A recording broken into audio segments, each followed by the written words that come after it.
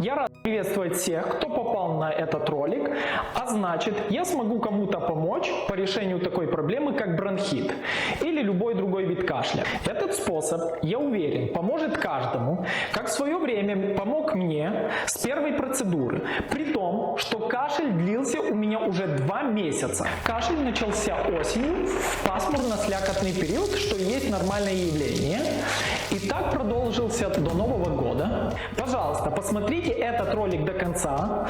На протяжении всего ролика буду показывать очень важные нюансы, которые помогут вам избежать неприятных ситуаций, с которыми столкнулся сам.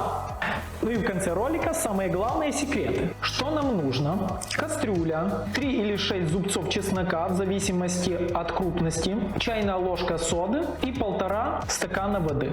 Итак, берем кастрюлю и ставим на плиту. И вливаем отмеренное количество воды. Пока вода закипает, измельчаем чеснок. Берем чеснокодавку или терку и натираем.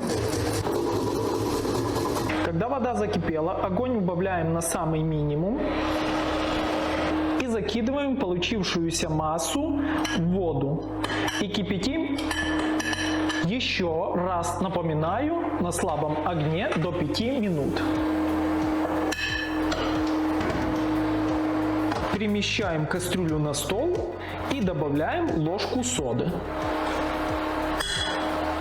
Дальше усаживаемся поудобней, накрываем себя плотным полотенцем и дышим до 10 минут.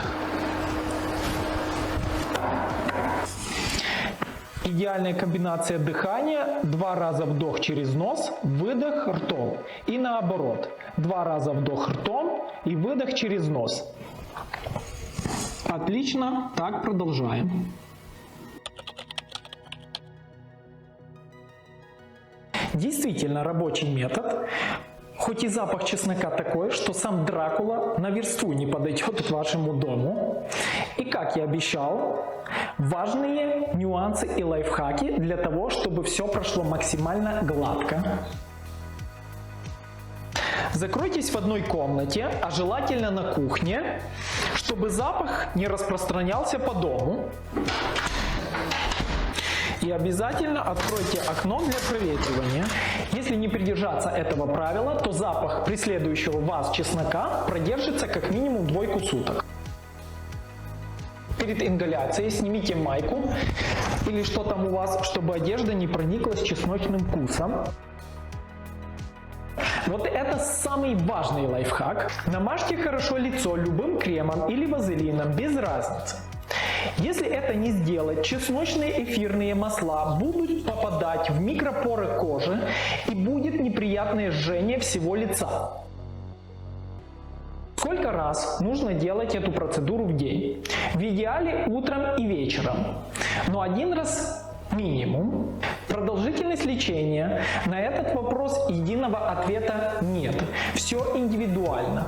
В среднем нескольких сеансов хватит, но может быть и так, что понадобится неделя или 2. Все зависит от степени запущенности бронхита.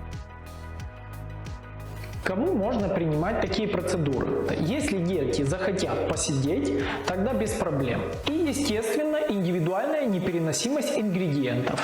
Друзья, надеюсь, я дал исчерпающий ответ по данному вопросу. Если я что-то пропустил, тогда пишите в комментариях свою версию. А если вам помог данный метод, тогда тоже пишите в комментариях свои впечатления. В общем, благодарю вас за просмотр. Поделитесь этим видео со своими близкими и друзьями. Ставьте лайки, подписывайтесь на канал, ведь это будет лучшая плата за мои старания. Всем пока!